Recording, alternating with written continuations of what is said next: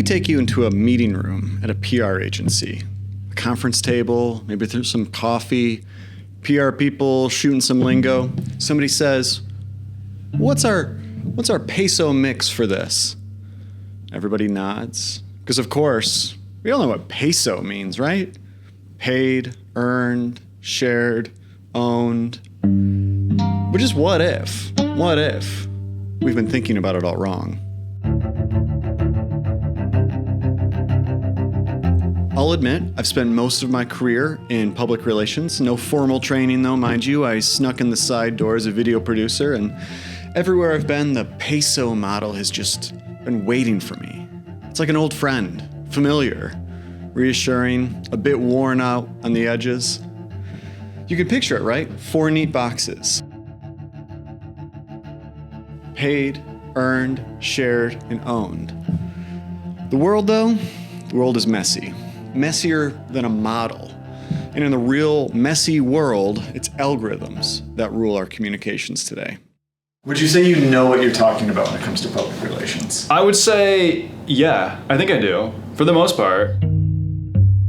Where have you heard the term peso before? I think the first place I heard it was in a textbook in college. It kind of puts everything on like the same plane, where I think that this is like a mix of things that isn't really just like this letter, this letter, this letter, this letter, but is really kind of like a mix of different things. And there's times where one thing might make sense and the others might not, but I think it's, I really only hear it in kind of like old school talk. So what do we have? These 4 boxes, but the lines between them are smudging. In the same way that earned media is governed by a rough set of rules, if you want to get mentioned, if you want to get any attention in a publication, there are rules that fundamentally govern. There are best practices. In the same way there are best practices for social media, for search engines, for all of these other algorithms. In many ways, journalists are a human algorithm. There are ways in which that you can work with them to get the best result, in the same way that you can work with a search engine or any algorithm to get the best result.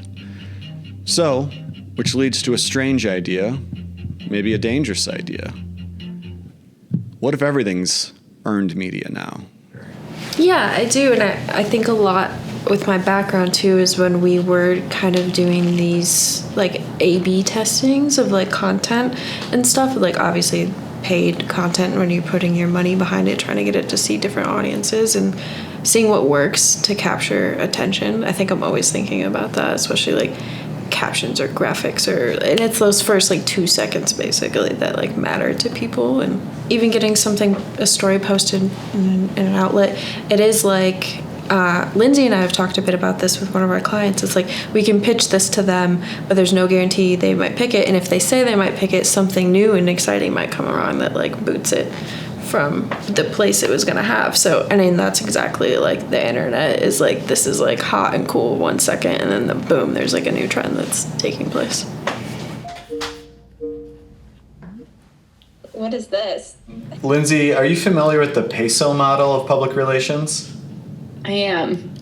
Isn't it like it's made up of categories, and the PESO stands for paid, earned, owned, shared. Kind of goes along that. Like if you say earned media, I always think of like, I'm putting on a press release, it's getting picked up. But like to your point, like, but you're earning you're earning shares, you're earning interest by just putting out content that people are interested in. So like if you're going by that definition, like yeah.